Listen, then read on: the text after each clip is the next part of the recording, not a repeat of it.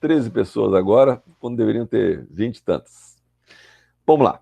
Só para fazer um refreshment, a gente terminou semana passada a cultura, entramos em clima, e aí a diferença da cultura para clima mais básica, e as pessoas não devem confundir dizendo que cultura e clima são a mesma coisa, porque não são. A cultura é algo que você demora muito para mudar, é de médio e longo prazo, e o clima organizacional é algo que pode mudar instantaneamente. E pode levar meses daquele jeito e alguém chegar com uma notícia terrível e mudar tudo que a gente achava que era legal. O clima está diretamente ligado ao tesão das pessoas, então é aquele colega que anda com os ombros arqueados lá no escritório, é aquela pessoa que fica olhando a hora para bater o ponto e ir embora, é o camarada que fica enrolando lá no cafezinho mais tempo do que deveria, porque ele já está de saco cheio e acha que é mal pago e tem mais aqui enrolar mesmo, aquele trabalho que é entregue fora do prazo. Isso tudo é sinônimo de clima organizacional ruim. O oposto também é verdadeiro. Quando a gente trabalha com uma parceria com os outros companheiros e cria um clima amistoso, que a gente consegue bater papo, contar piada e ao mesmo tempo fazer o trabalho render, e quando alguém tem alguma dúvida, o resto dá apoio, ou se alguém fica doente, o resto vai lá e abraça a causa, ao contrário, você tem um clima positivo. E aí, se alguém te oferece um salário um pouco maior, você tem que parar para pensar se aquele salário maior vai compensar a perda daquele bom ambiente de trabalho. O bom ambiente de trabalho pode te pagar um pouco menos, mas te economiza em um monte de antidepressivo. Ele te economiza na consulta do psiquiatra. Ele te economiza nas relações familiares, porque você vai chegar em casa mais sadio do que chegaria num trabalho que o pessoal te paga mais, mas te tortura mais. Por que eu estou dizendo isso para vocês? Porque existe uma fama por aí, que é de estudo de americano, eu não tenho como comprovar se é verdadeiro ou não, porque são consultorias que fazem essa pesquisa, de que o Google é a melhor empresa para se trabalhar no mundo. Ok. Aí você vê aquele filme lá pago por eles, lá dos estagiários, que são os dois coroas trabalhando de estagiário, não sei se alguém já viu, que aí você vê que é possível. É um filme, é uma comédia, mas na verdade é uma grande propaganda do Google. E aí tem escorrega lá dentro, o pessoal desce de um andar para o outro, o pessoal come o que quer, tem os momentos de descanso, você dedica 20% do seu tempo para projetos pessoais.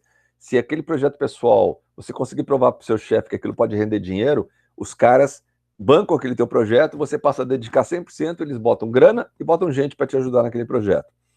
Porra, que legal, né? Tá, então, por que tem tanta gente que sai? Eu fiquei mais espantado com a filial brasileira que fica em Belo Horizonte, que toda hora abria vaga. E eu comecei a ficar curioso, será que está abrindo vaga porque está crescendo ou está abrindo vaga porque tem gente saindo ou sendo mandado embora? Não, realmente está abrindo vaga porque as pessoas pedem demissão. O salário é bom, só que a pressão por meta é tão forte que nem todo o perfil de pessoa se adapta a ser cobrado 24 horas por dia a atingir aquela meta. Não tem folga. Se te acionar às 3 horas, você tem que lembrar que as empresas têm fusos horários diferentes, né? Se a tua matriz, que está 6 horas a menos que você, resolver que você tem que trabalhar naquele horário, você vai trabalhar naquele horário ou alguém vai trabalhar no seu lugar, é nesse nível. E aí você se sente pressionado, chega uma hora que você pifa e aí começa a mandar currículo para fora e pula fora, tá? Então, o clima é um reflexo direto dos processos gerenciais e também está extremamente vinculado ao líder. Se o líder for um sacana, lascou, né? E aí, como eu já falei algumas vezes, o clima pode ser gerenciado com extrema rapidez, enquanto a cultura é alterada muito mais a longo prazo. Médio prazo também não está errado. Mas cuidado. Falei com vocês sobre o processo de fusão e aquisição, não tem estudo sobre isso ainda. Nós estamos passando, desde 2000, por processos fortes de fusão e aquisição no mundo. No último ano, aqui no Brasil, isso aumentou barbaramente. Por causa dessa pandemia, mais ainda.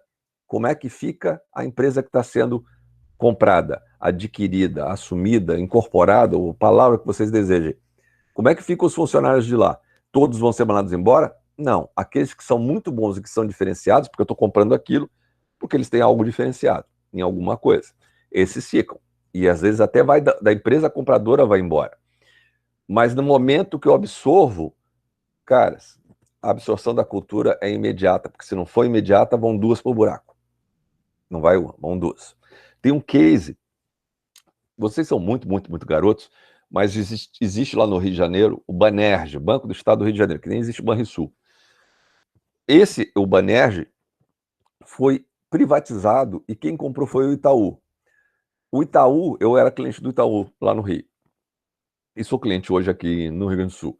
O Itaú foi considerado o primeiro case em que um banco comprador consegue ficar com a cara do banco comprado, ou seja, ele piorou muito a qualidade do atendimento para os seus clientes, porque ele assumiu todos os malefícios que tinham dentro lá do Banerj, que era um horror.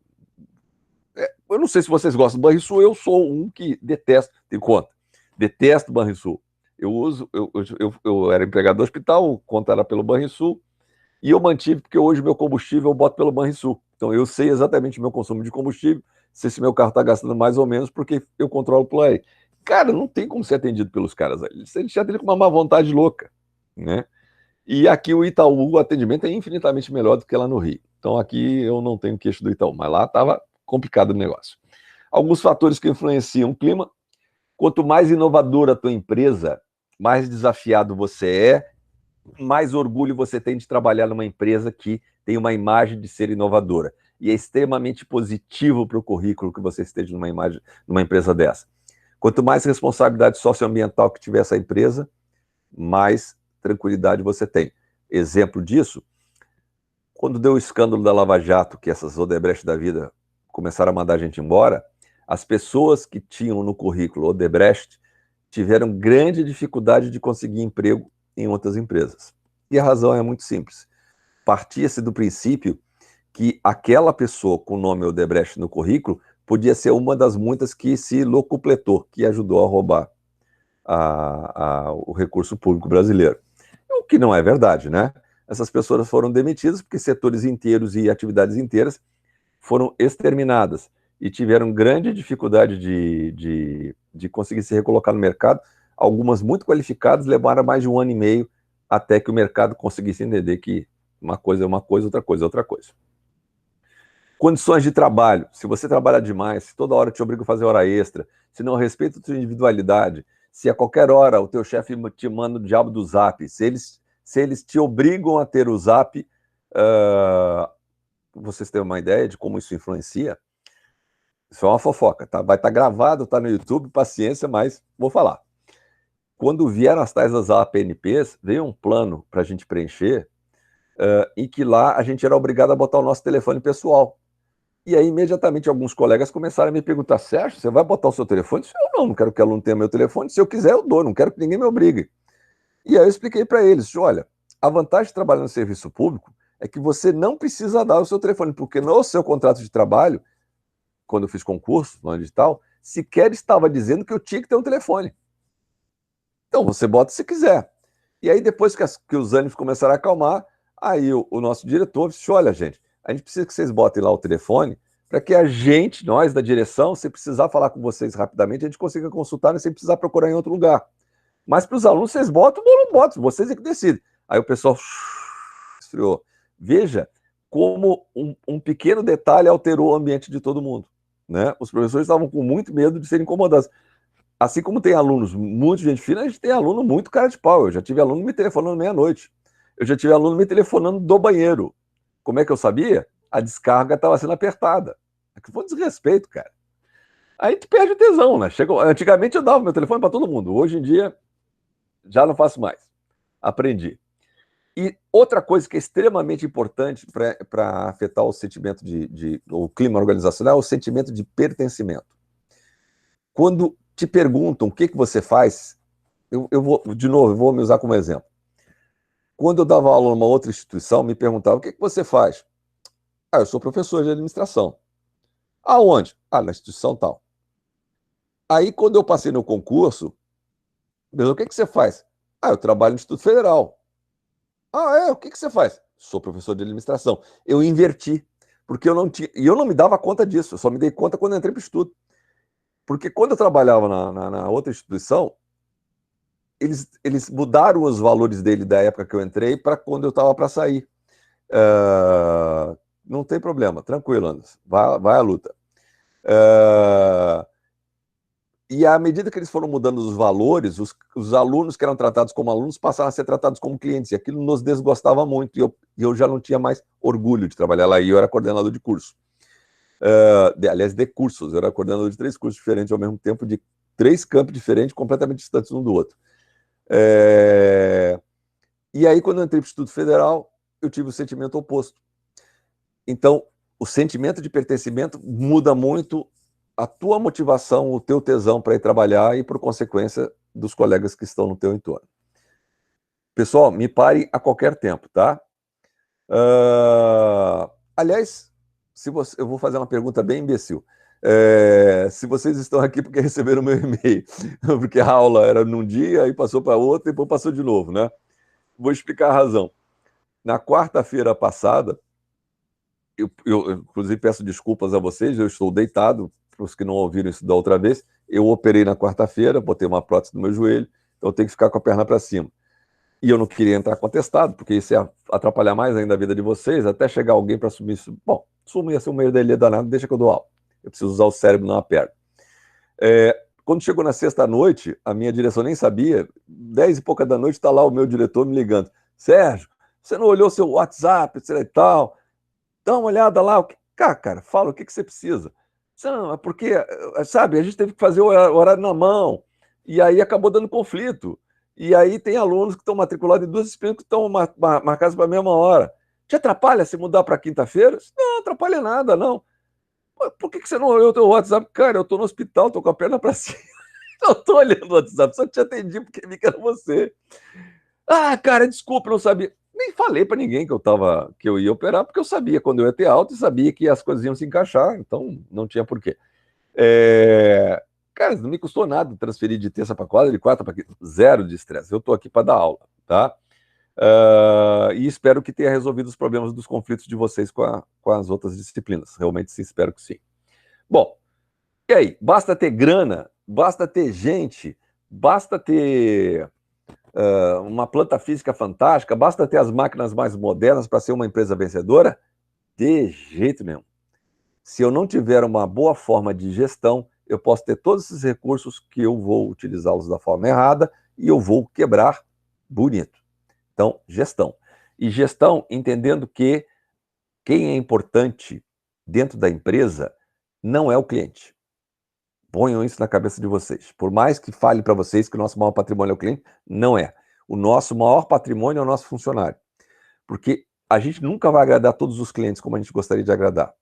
Mas se a gente tiver funcionários comprometidos, a gente vai tentar agarrar a maior parte daqueles clientes, porque a gente vai prestar atenção no que eles estão falando, e cada vez vamos trazer mais clientes para dentro. Se a gente não tiver funcionário comprometido, eu posso ter um lindo ambiente, posso ter champanhe na entrada, que esses clientes vão me trocar por outro rapidamente. No Instituto Federal, vou repetir uma coisa que eu falei com vocês outro dia, o maior patrimônio que o Instituto Federal tem são os seus professores, não são seus alunos. Não fiquem chateados com isso, porque vocês estão de passagem. Quem constrói o curso e tenta atualizar o curso e fazer coisas novas para vocês são os professores. À medida que vocês vão entrando, vocês vão nos dando as suas demandas, que muitas vezes são extremamente procedentes, e a gente tem que tentar implementar, porque vocês estão vendo a realidade do mercado e estão vendo que faz falta, mas vocês logo depois vão embora e virão outros no seu lugar, e nós vamos ficando, certo? Se a gente não tiver com tesão, não rola. Esse negócio do IFS reage, eu não precisava fazer isso, nem os outros colegas que estão abraçando a causa precisavam fazer isso, ele podia ficar quietinho em casa. Mas, cara, olha o campo de trabalho que a gente tem ali, podendo botar alunos, que é a maior reclamação que os cursos superiores têm, podendo vivenciar problemas reais, no mundo real, e podendo apresentar soluções. E com tudo isso que eu estou falando, eu te garanto que quando a gente lançar o link para vocês poderem participar como voluntários nesses cases reais, boa parte não vai querer. Por quê? Dá trabalho. Dá trabalho. No mínimo, são 3 horas que vocês têm que dedicar àquele negócio. Pelo menos 3 horas. Bom, vamos lá. Qual é o papel do setor de recursos humanos no clima? Total. Você quer saber se o RH é bom? Já falei para vocês, olha no organograma Se ele tiver nível de diretoria, é um bom RH. Se ele tiver nível de gerência, é uma droga de RH. Você quer ver se o RH é canalha? Você entrou na empresa, não olhou o programa, quer saber se ele é canalha? Quer saber se ele não está nem aí para os funcionários? Um papelzinho. Atendemos funcionários de 9 às 11 e de 15 às 17. No resto do tempo é para trabalho interno. Mentira! É para tomar chimarrão, para comer cuca, para comer biscoito, para olhar a revista da Avon, olhar a revista da Natura, e meia hora eles fazem aquele trabalho todo, porque hoje tudo é sistematizado. Um RH é igual uma loja. Eu tenho que ficar com a porta aberta para receber o meu cliente. O cliente de um RH de uma empresa é o seu funcionário. Se eu não tiver à disposição, vocês que trabalham em indústria, tem os turnos da noite, o RH já tem que ter alguém de plantão às 7 horas da manhã, que é a hora que o cara está saindo. Porque a hora que ele está saindo, ele quer resolver alguma demanda, bate o ponto, vai lá, resolve a demanda e vai embora para casa. Esse RH está preocupado com o funcionário. Eu não tenho que sair da minha casa depois de dormir umas 2 ou 3 horas para poder ir no RH. Ele tem que me atender porque eu estou saindo da empresa na qual eu trabalhei a noite toda e tenho o direito de ser atendido por um ser humano. É isso, simples. Ah, não precisa ter toda a estrutura? Óbvio que não, mas pelo menos tem que ter alguém. Alguns indicadores que a coisa não vai bem. Acostume-se com alguns termos que são em inglês, mas que são os que as empresas usam. Turnover. Turnover, essa droga do Google Chrome aqui, ele desconfigura. É tudo junto, tá? O R vai junto lá do over. O turnover nada mais é do que rotatividade. Rotatividade é o entra e sai de funcionários na empresa. Por favor, não confundam com outro termo em inglês chamado job rotation. Job, J-O-B, é trabalho. Rotation, rotation, é rotação do trabalho. É rotação nas posições. Então, hoje eu monto lâmpada, amanhã eu vou montar cadeira. Aí, se eu estava montando cadeira, amanhã eu vou parafusar a mesa. Isso é job rotation, onde você faz um funcionário aprender várias funções diferentes. Turnover é entrada e saída. Quanto mais turnover tem uma empresa, mais problema ela tem de clima organizacional e muitas vezes também causado por não só liderança ruim, mas por salário inadequado ou falta de respeito. Assédio moral e sexual é fonte direta de turnover. Agora, com essa pandemia, como tem muita falta de emprego e muita gente precisando trabalhar, o número de casos de assédio sexual sendo levados à justiça aumentou barbaramente. Porque eu sei disso? Porque os meus 2 sobrinhos trabalham na Justiça do Trabalho aqui no Rio Grande do Sul e estão impressionados com o aumento disso. Absenteísmo. Absenteísmo é a mesma coisa que falta. Qual é o termo que se usa oficialmente nas empresas? Absenteísmo. Se as pessoas faltam muito, é sinal de que elas estão sem tesão para trabalhar. Se eu não ouço as sugestões que as pessoas têm para dar, muito provavelmente, ou se eu quero ouvir as sugestões e as pessoas não me dão as sugestões, nem que seja numa caixinha, é sinal de que as pessoas não querem participar da empresa a nível de sugestão, porque o quanto mais rápido elas puderem ir embora, melhor para elas. Quanto mais conflito eu tiver e mais greve, óbvio, é sinal de que as coisas não vão bem, e esse conflito é um conflito negativo, é aquele conflito desrespeitoso. E aí o último e derradeiro indicador, principalmente para o pessoal da indústria, é quanto mais desperdício de matéria-prima eu tiver, maior sinal de que as pessoas não estão tomando o devido cuidado, porque o clima está muito ruim. Pessoal, saiu um estudo ano passado mostrando que 85% dos funcionários que têm chefes ruins sabotam a empresa. Por quê? Porque é a forma deles se vingarem pela empresa não tirar aquele chefe medíocre. Então, se eu tenho um chefe medíocre, se eu, que estou acima do chefe medíocre, não saco que aquele cara é medíocre, muito provavelmente eu vou gerar perdas muito graves. Como é que eu faço para conseguir ouvir isso? Bom, a dica que eu dou para todo mundo que tiver algum cargo de gestão é tire a bunda da cadeira e rode pela empresa. Senta para tomar um cafezinho com os funcionários, vai lá almoçar de vez em quando lá no refeitório com a turma, ouça o que as pessoas têm a dizer, não precisa questionar, fica ouvindo. Fica de ouvido ligado, você vai aprender um bocado de coisa. Se for para o relógio ponto, então, é a festa.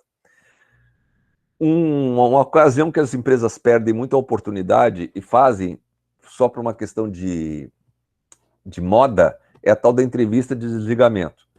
Por que isso? porque eles partem do princípio que o cara que está indo embora, principalmente os que estão sendo demitidos, eles sempre vão falar mal do seu chefe. Então, que aquela informação não é fidedigna, não tem base. Mas não é verdade. Às vezes o cara está sendo mandado embora mesmo por um cara que é um boçal, que em vez de conversar comigo, prefere me mandar embora e botar outro lugar, que daqui a pouco vai ser mandado embora também. E o RH não está cuidando disso. Se eu sou uma empresa grande e acontece alguma coisa na minha família, apoio de serviço social, essa empresa tem que ter uma assistente social para mandar na minha casa ou mandar no hospital lá para saber o que está acontecendo. Se o número de pessoas participando nas confraternizações que a empresa promove for pequeno, tem alguma coisa errada. Um dos hospitais que eu entrevistei para a tese, duas funcionárias de setores diferentes me comentaram: estamos chegando perto do Natal, esses caras acham que eu vou lá na festa de Natal, e realmente eu pesquisei perto do Natal, esses caras acham que eu vou lá? Não, eu convivo com eles o ano inteiro, só me maltrato. Tu acha que no Natal eu vou lá? Não vou.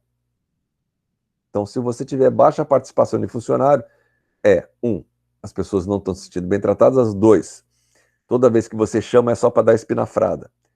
Qual é o macete? Incentiva os teus líderes a promoverem pequenos encontros informais. É um jogo de bola, é uma pizza na casa de alguém, vários eventos ao longo do ano, de preferência a cada 2 meses, com pequena quantidade de pessoas.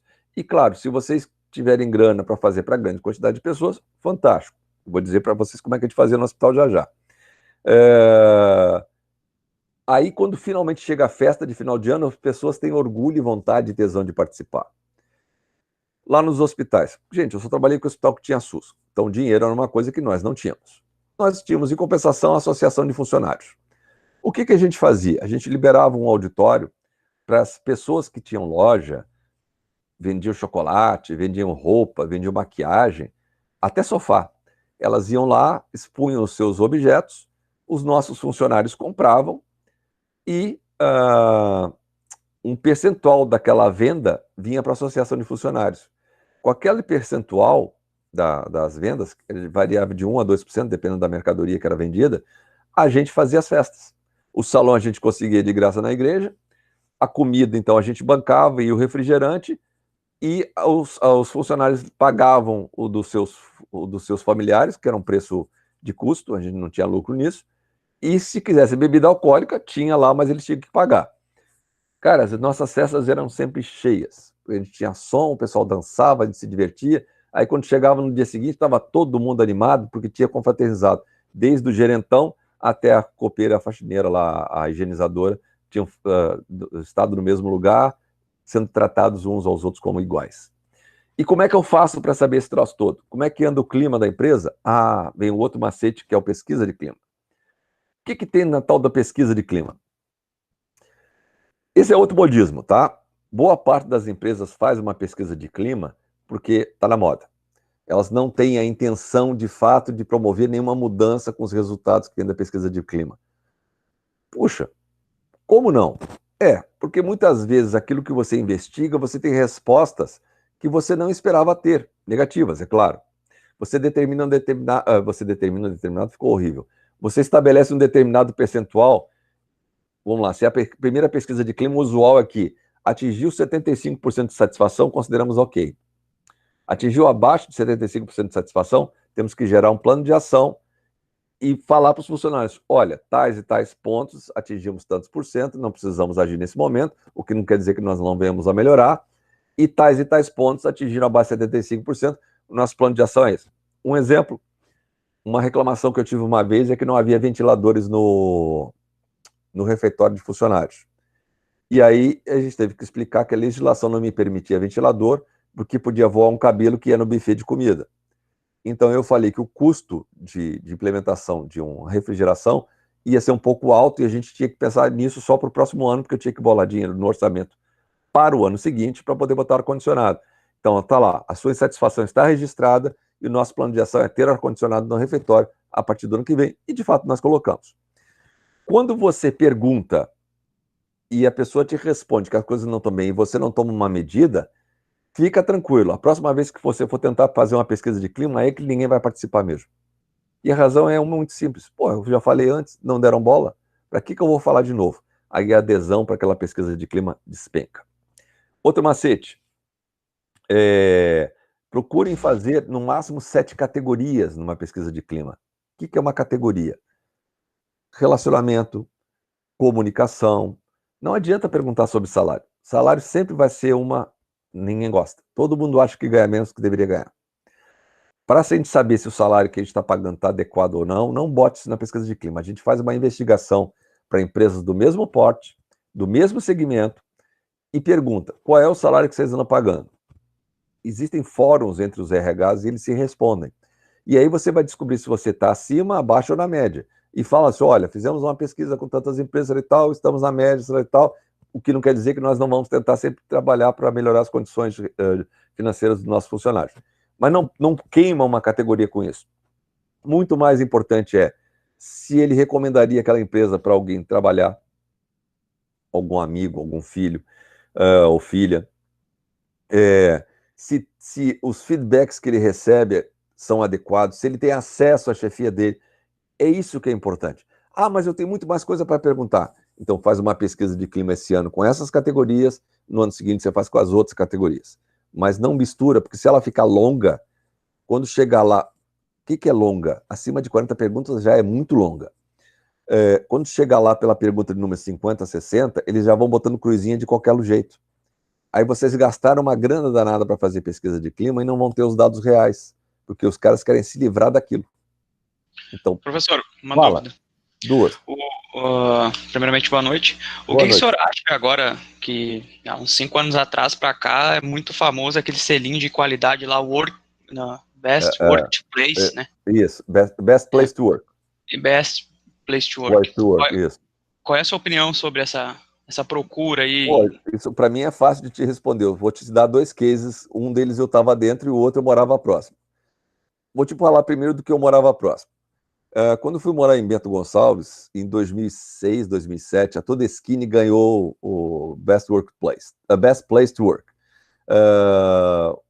do Brasil. E aí ela botou um monte de outdoors e tal. Passado alguns dias, eu morava em Bento, tá? Passado alguns dias, a empresa demitiu 7 funcionários. Por que esses 7 funcionários? Porque ela subornou a empresa que fez a pesquisa e descobriu quais foram os funcionários que mais reclamaram. E demitiram. Só que eles esqueceram que Bento é uma cidade do tamanho de um cocô, tem 140 mil habitantes, todo mundo se conhece, todo mundo lá é irmão, primo ou namorado de alguém, né? Então, mole.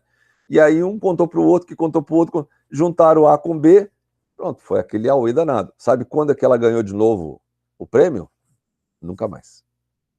Este que vos fala, trabalhei numa empresa de educação, foi antes do Instituto, eu saí do hospital justamente para trabalhar nessa empresa, e o sonho do CEO era ganhar esse selo. E ó, babou o ovo da gente um monte, muitas vezes ele falava assim, olha, façam com coração essa pesquisa, é muito importante para a instituição. Na verdade ele estava preocupado com o currículo dele, né? Façam. Ele ganhou a porcaria do selo. Camaradas, depois que entrou aquele selo, esse cara conseguiu um emprego em outro lugar, que era então o que ele tanto queria, engrossar o currículo dele, porque ele nunca, nesses 20 e tantos anos que ele tinha como CEO de empresas diferentes, ele nunca tinha conseguido, e aí conseguiu ir para uma outra empresa. Esta empresa que eu trabalhei passou a fazer a cada semestre demissão de professores. Por quê? Para criar um clima de terror, para que os professores cada vez aceitassem ganhar menos e se submetessem às ideias daquela instituição, que aliás agora está à venda, porque depois de perder as pessoas que remam, ela quebra, né? Porque ela queria passar a tratar os seus alunos como clientes e não mais como alunos. Quando você passa a tratar aluno como cliente, você não pode, por exemplo, reprovar o cara. Porque vai que o cara evade, ele me deixa de pagar a mensalidade. Ah, o aluno tal, que é filho de não sei quem, foi mal no TCC. O TCC dele foi cópia, foi plágio. Tem um monte de gente que ganha dinheiro vendendo TCC para aluno. E a gente, pô, a coisa mais fácil do mundo hoje é ver plágio, né? Alguns anos atrás não era tão fácil, hoje então tá ridículo. E aí você chama o cara no canto, só, querido, eu não vou poder te levar para a banca porque esse teu TCC não é teu. Ele caiu de paraquedas. Aí mexe para um, mexe para outro, começa a pressionar o professor e a banca tem que aprovar o cara.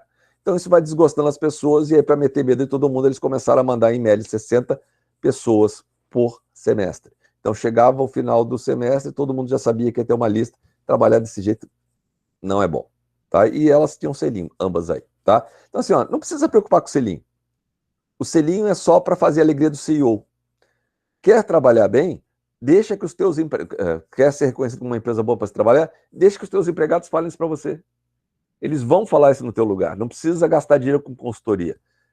De novo, nós temos a Randon. A Randon está fechando fábrica em alguns lugares do Brasil para poder se adequar à nova realidade. Ela está fazendo um anúncio com toda a antecedência possível e não está fechando da noite para o dia, botando um cadeado na porta, como muita gente já fez. A Grendene foi uma que botou o cadeado na porta e disse, ó, acabou a atividade. Essa não é uma empresa legal. E a Randon está anunciando e está se preocupando em recolocar os seus funcionários, e está procurando headhunter, está procurando contratar firmas para recolocar esses funcionários em outros lugares. A Vulcabras saiu de Veranópolis há uns 6, 7 anos atrás, e também anunciou com 2 anos de antecedência que o plano dela era sair dali, porque as atividades estavam diminuindo demais.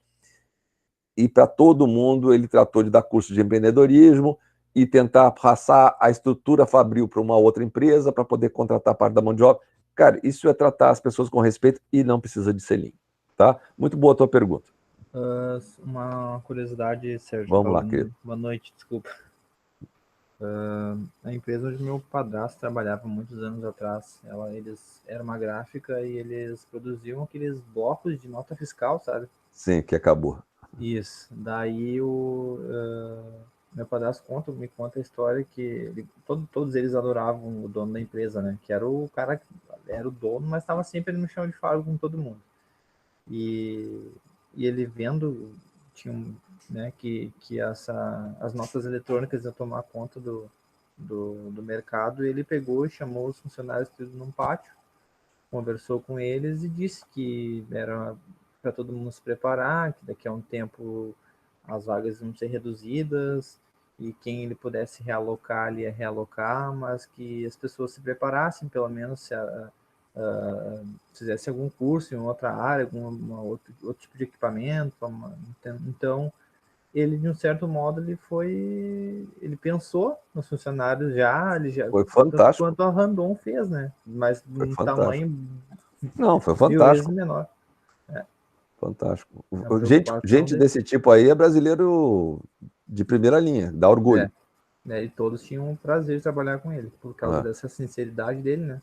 Que legal. Sabe como é que foi na Varig? Na Varig, os funcionários das lojas de passagem saíram na sexta-feira, ou no sábado, na hora do almoço, fecharam a porta. Na segunda-feira, quando foram trabalhar, tinha um cadeado em cima do cadeado que eles tinham colocado e um aviso: procurem o RH.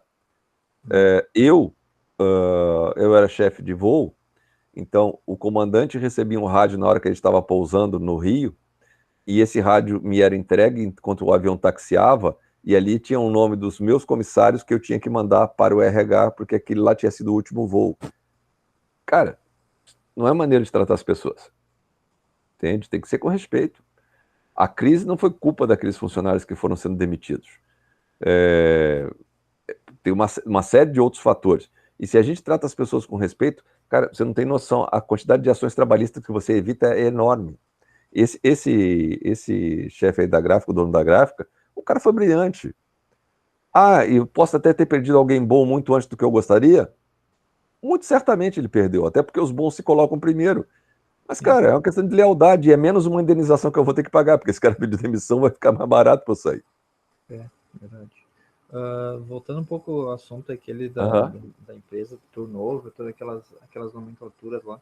Sim. Eu trabalhei numa empresa que é uma multinacional, eles produzem semi-eixo homocinético em Porto Alegre, GKN, não sei se você conhece. Claro que sim. Eles têm uma metodologia de melhoria contínua dentro da empresa, né? E eles bonificam toda e qualquer ideia que for, seja para melhorar o clima, a segurança, a produtividade, qualidade. Então, isso por si já é um fator que incentiva o funcionário, né? Porque a gente tem aquela imagem, pelo menos, que só o salário por si próprio já é algo que nos motive, mas não. desde essas pequenas coisas, tu dá oportunidade para a pessoa falar de uma dificuldade dela para ela poder te ajudar, ela se sente importante. Então, não é Claro que só um sim. salário que faz uma pessoa ficar dentro de uma empresa, realmente é o clima e a cultura. Cara, assim, ó, o que você falou é extremamente importante. Salário não segura funcionário. É. O que segura funcionário é respeito, é ambiente de trabalho.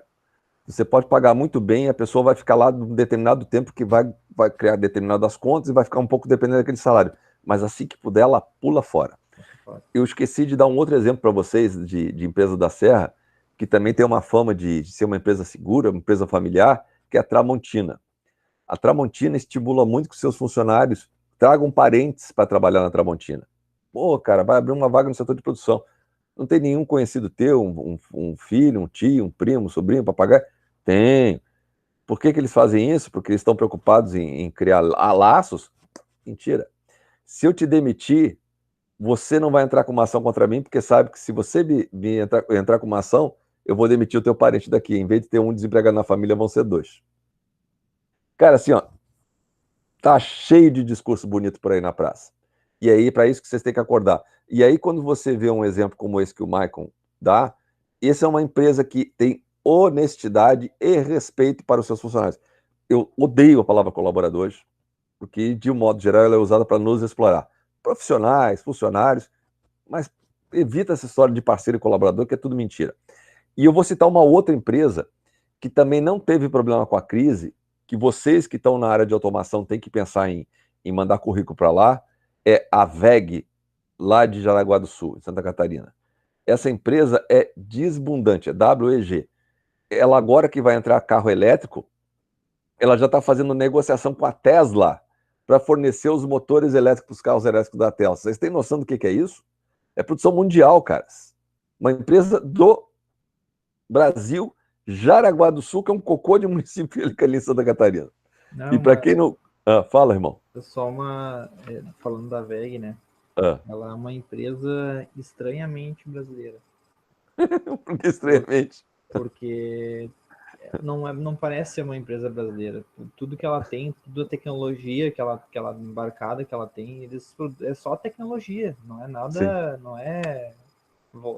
Não estão plantando batata, não, respeitando, óbvio, as empresas que nesse ramo, mas é uma empresa estranhamente brasileira, pela cultura dela, por tudo que vai estar negociando com a Tesla. Então tu não vê isso muito aqui, né? E é uma empresa genuinamente brasileira, uma multinacional. Tem que se orgulhar dela. Ô, cara, sabe o que é? É que eu gosto de citar essas empresas como Randon, a Marco Polo, porque é o que me dá esperança de manter meus filhos aqui no Brasil. Porque se não tiver uns casos desses aí, a única coisa que eu posso tentar produzir para os meus filhos é um passaporte polonês para eles poderem ir embora. E eu, pessoalmente, assim, ó, você sempre vai ser tratado, por melhor profissional que você seja, lá fora, como um estrangeiro.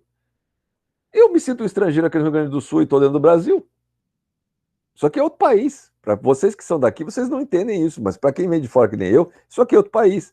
Se eu tiver que voltar para o Rio agora, eu vou me sentir um estrangeiro lá também. Agora, imagina morando na Alemanha, na Polônia, na Irlanda, na Austrália. Cara, você sempre vai ser um estrangeiro. Então, eu gostaria muito que meus filhos ficassem no Brasil. E para isso, eu tenho que me inspirar nesses exemplos que existem. Se Deus quiser, vão continuar existindo, que é para ter emprego para esses caras, né? Eu estou na reta final, né? Eu tenho mais 18 anos de vida profissional.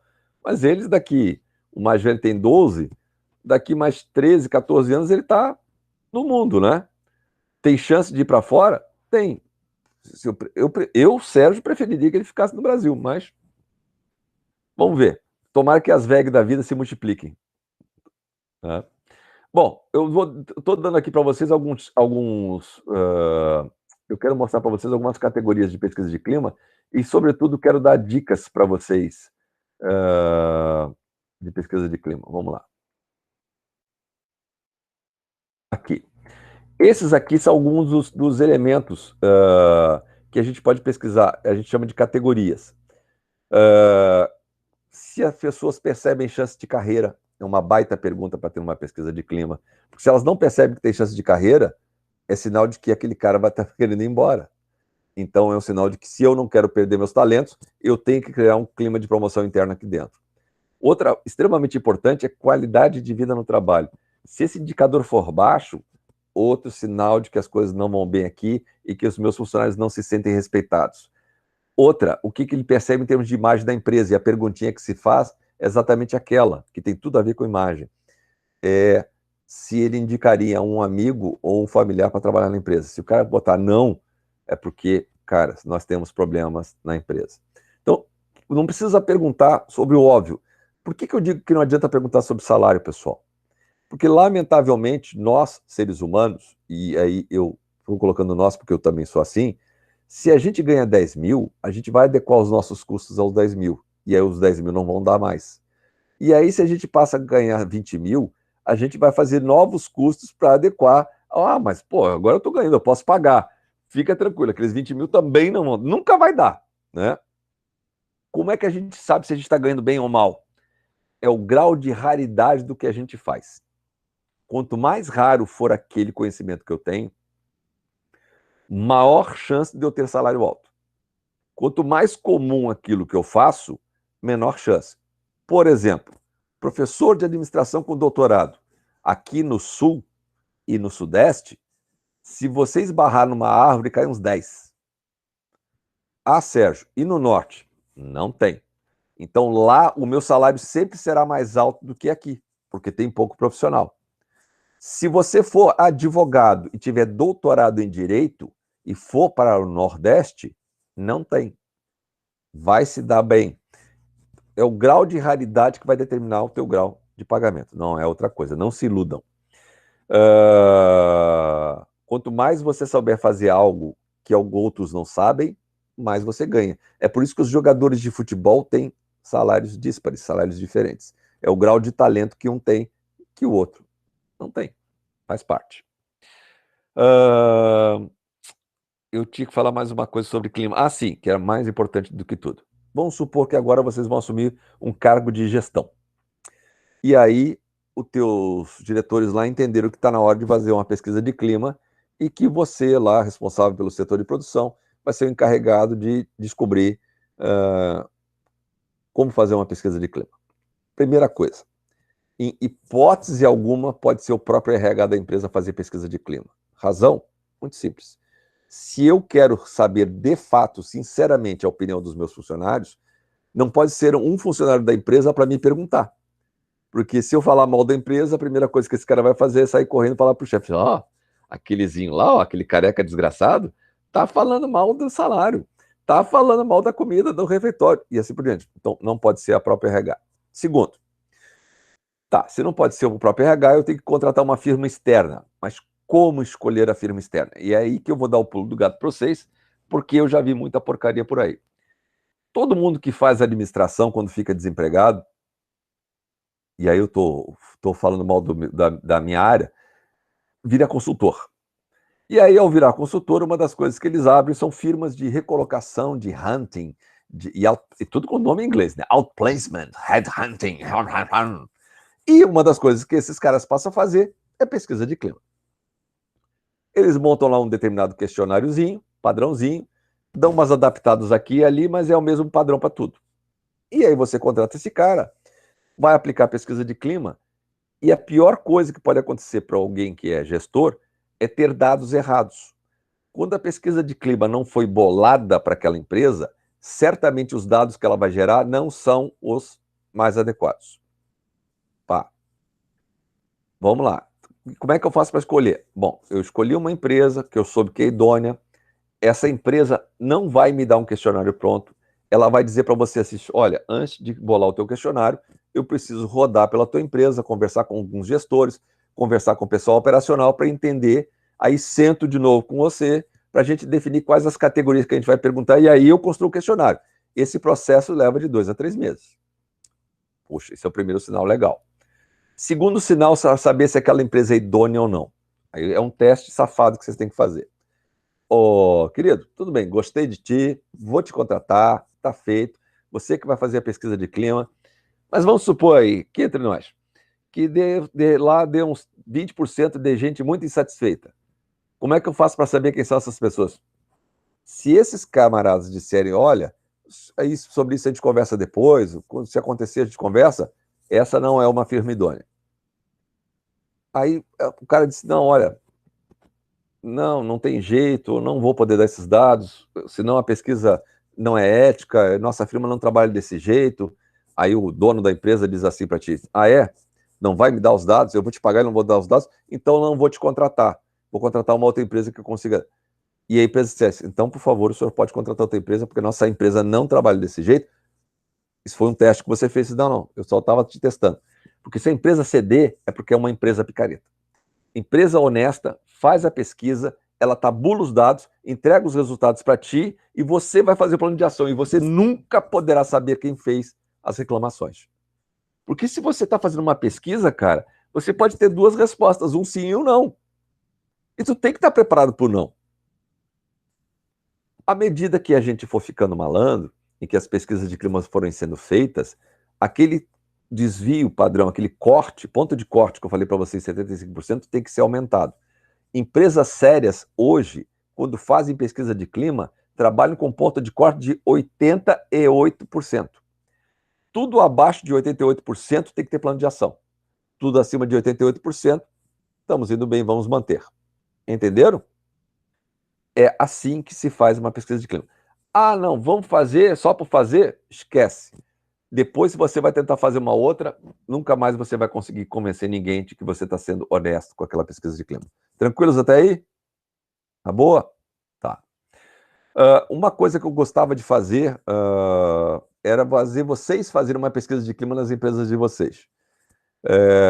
Eu fiz, aí depois que eu entrei no Instituto, eu ainda fiz com 2 turmas, mas eu confesso a vocês, eu parei de fazer por um problema sério. Sempre tinha um que se esforçava muito e o resto que não estava nem aí. Então era um se matando e eu cortei. Mas esse era uma pena porque vocês aprendiam a fazer pesquisa de clima na prática, sabe? E até gerava depois bases para TCC, mas no caso de vocês não fazem TCC. Só o pessoal da logística faz. Vocês fazem projeto aplicado, não é isso? Como trabalho final. E projeto aplicado sempre ligado à automação. Certo? Então assim, pense no projeto aplicado na área de agronegócio, pensem nisso, em agricultura orgânica, visitem algum lugar que trabalhe ou com agricultura orgânica ou com agronegócio, e agronegócio vai desde cogumelo até retirada do leite. Cara, tem muito processo que vocês poderiam entrar com automação que a pessoa que está trabalhando não sabe que é possível, e vocês, com o olhar técnico de vocês matam isso a pau. Outro lugar que precisa de automação aos montes é o hospital. Tem sempre um monte de coisa que um ser humano não precisaria estar lá fazendo, porque uma máquina, porque é uma tarefa burra, uma máquina poderia fazer desde que devidamente pensada para isso. Mas tem que tirar a bunda da cadeira e ir atrás. Bom, se o clima organizacional é importante e se ele tem que ser feito com seriedade, a pergunta que vem é: será que as pessoas são fatores estratégicos das organizações? Sem dúvida alguma, elas são o diferencial da empresa. Em um mundo que você está cada vez mais globalizado, e globalizado quer dizer que eu concorro com qualquer um de qualquer lugar do mundo, que eu vivo num ambiente de certeza. A pandemia veio mostrar que a gente vive num ambiente louco. Vamos lá. Acabou de sair hoje no jornal também que a nossa venda de laminados, ou seja, as siderúrgicas, vão ter queda porque a China vai comprar menos. Isso impacta alguma coisa na nossa vida aqui? Impacta em muito, porque, por sua vez, as siderúrgicas têm uma série de outros fornecedores que vão vender menos. Isso é uma cadeia que sai todo mundo prejudicado. E aí, se eu tenho demissão nesse setor, é o cara da padaria que vai vender menos pão, é o camarada do jornal que vai vender menos jornal, é o camarada que vende roupa que vai vender menos roupa, é aquela moça que vende Avon que vai vender menos Avon, e assim por diante. O fato é que nós estamos num mundo de absoluta incerteza, e a única certeza que a gente tem é que o ser humano é que faz a diferença na organização. Se a gente conseguir conquistar aqueles funcionários para que eles sejam comprometidos, se sentirem respeitados, a gente não perde para ninguém. Sabe por quê, pessoal? Por mais que você tenha uma empresa que consiga copiar a máquina que você usa, o teu processo industrial, ela não consegue copiar as pessoas que estão lá dentro. Mas então vou fazer o seguinte, eu vou roubar alguns daqueles funcionários que estão lá, vou pagar mais caro para eles irem trabalhar na minha empresa. Nem assim ela consegue copiar. Porque muitas vezes aqueles funcionários só trabalham bem porque encontraram dentro daquele ambiente as condições adequadas para eles poderem trabalhar bem. Se eles tentarem replicar aquilo na outra empresa, talvez não consigam, porque a confiança é algo que leva tempo para ser construído. E, de repente, na nova empresa, ela não vai poder ser construída. Eu já estou na reta final, já vou liberar vocês, eu sei que vocês estão todos cansados. Globalização, pessoal, é um termo bonito que existe há mais ou menos 10 anos, mas, na realidade, ele vem desde os tempos das caravelas, tá? Desde que os europeus se lançaram ao mar, principalmente portugueses e espanhóis, que a globalização existe, porque eles estão derrubando fronteiras para competir no mundo. Aliás, uma curiosidade, vocês sabem por que nós nos chamamos brasileiros? Alguém sabe? Brasileiro era o português que mexia com o pau-brasil, porque a terminação eiro em português é aquele que faz a atividade. Então, pedreiro, marceneiro, peixeiro, açougueiro.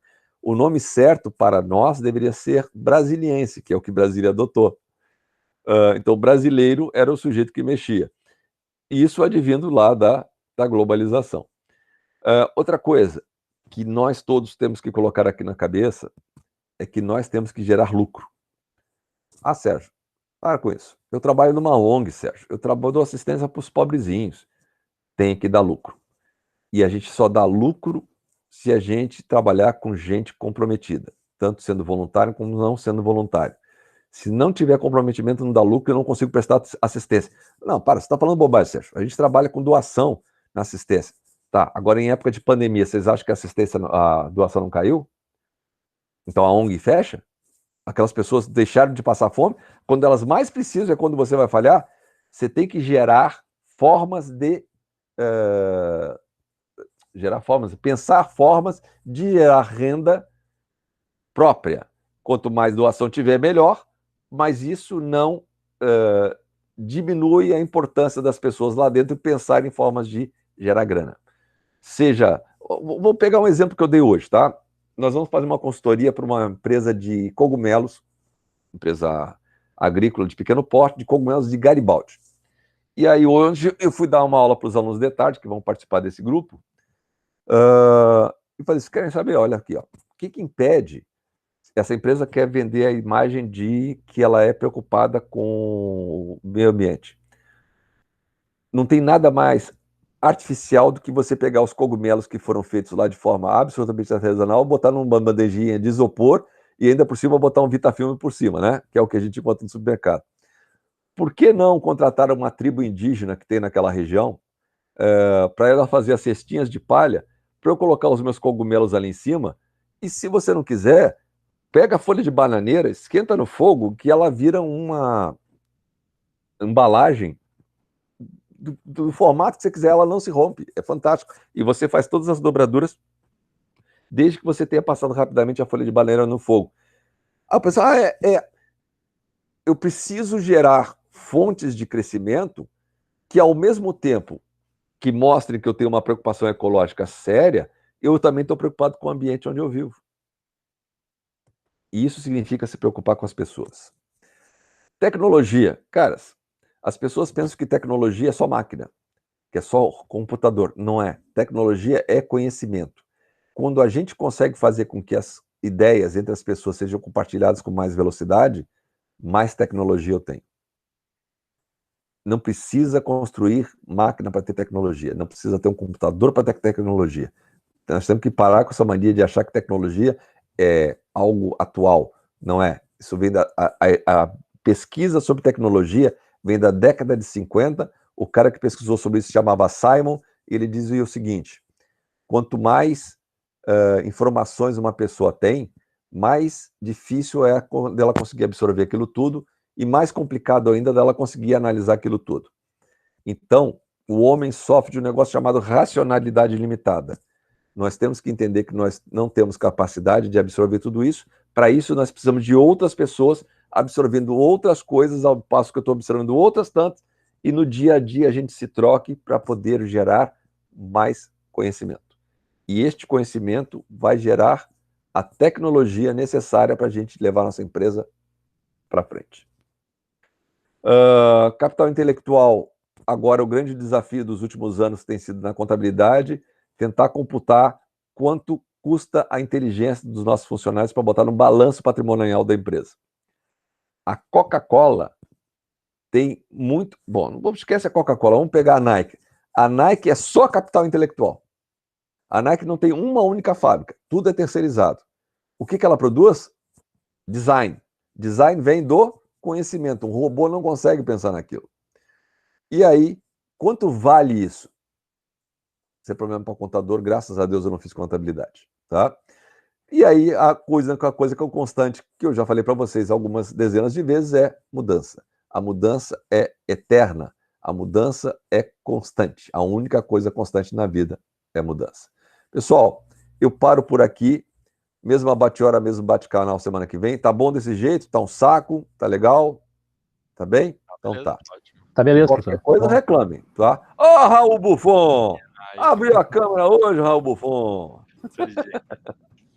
Eu sei, eu te vi chegando. Gente, um beijo grande em vocês. Fiquem com Deus, tá? Obrigado. E qualquer coisa, vamos pregando no grito que eu tô por aí. Tá bom? Boa noite, professor. Boa noite. Tchau, tchau. Boa noite. Boa noite, querido. Valeu, boa noite. Boa noite.